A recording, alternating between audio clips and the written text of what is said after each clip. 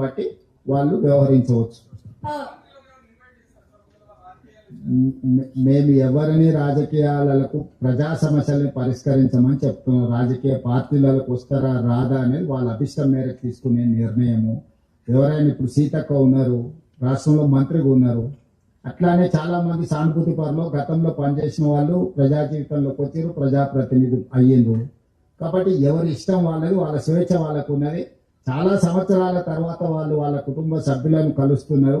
కొంతకాలం వాళ్ళని ఆ ఆనందాన్ని, ఆ స్వేచ్ఛను ఆస్వాదించని అని, ఆ తర్వాత వాళ్ళు ఏం చేయాలనుకుంటున్నారో వాళ్ళ ఆలోచన మేరకు నిర్ణయం తీసుకున్న తర్వాత అప్పుడు ఎవరైనా కాంగ్రెస్ పార్టీలో చేరాలనుకుంటే కాంగ్రెస్ పార్టీ అధ్యక్షుడు మహేష్ గౌడ్ గారు ఎప్పుడు గాంధీ భవన్ లో అందుబాటులో ఉంటారు. వారిని కలిసి వాళ్ళ ఆసక్తిని వ్యక్తపరచవచ్చు.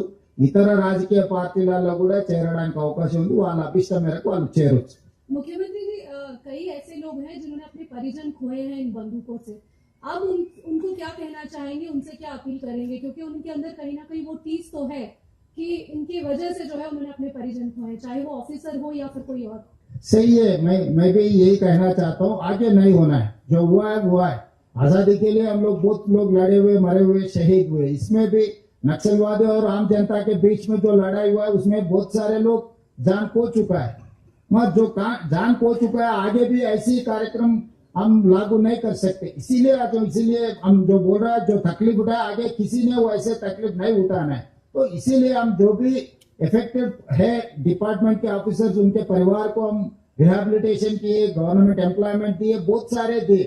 इसीलिए इधर ना उधर किसी का जान लेने का हक किसी को नहीं है, ना अधिकारियों का, ना आम जनता का, ना नक्सलाइट का. इसीलिए हम लोग एक रास्ता दिखा रहे. महात्मा गांधी जी जो शांति रास्ता दिखाए, वो रास्ता में सब चलने के लिए हम लोग इसीलिए आज हम लोग ऐलान किए. पत्रकारों से भी मेरा गुजारिश है कि सब लोगों को मोटिवेट करो. You have a big role to play here. Once the media is ready to take that challenge और take that responsibility, we can do miracles in Telangana. So all I need is your support. I'm requesting my media friends, please do something for our country.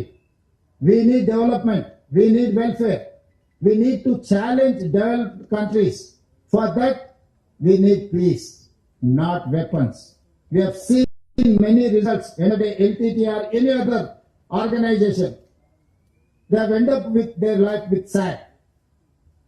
So I don't want to mention anything, but I would say they have to understand with weapon we are not going to reach our goal.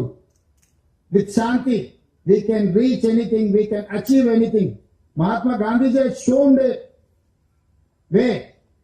That is our way forward. I would request all Naxalites who are in underground, including Ganpati ji and everyone, please do come. Join with us. Surrender your weapons. Telangana state government and government of India is there to look after your issues, to resolve common man issues. Sir, Revanth Reddy garu, sir, Revanth Reddy garu.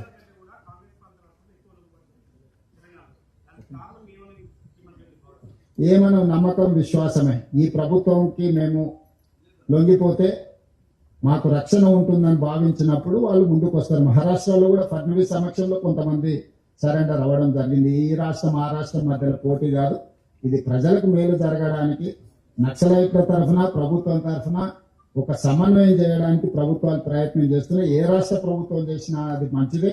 ఏ రాష్ట్ర ప్రభుత్వం అయినా ఈ కార్యక్రమాన్ని కొనసాగించవచ్చు. ధన్యవాదాలు. Sir Revanth Reddy గారు, sir ఒక నిమిషం సార్.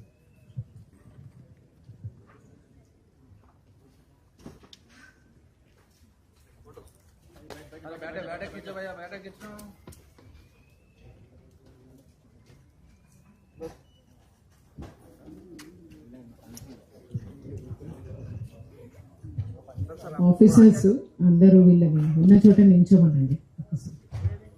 ఎక్కడ ఉన్న వాళ్ళు అక్కడే. Will they be sent to Chhattisgarh or our police? We will see, we will examine what is their interest.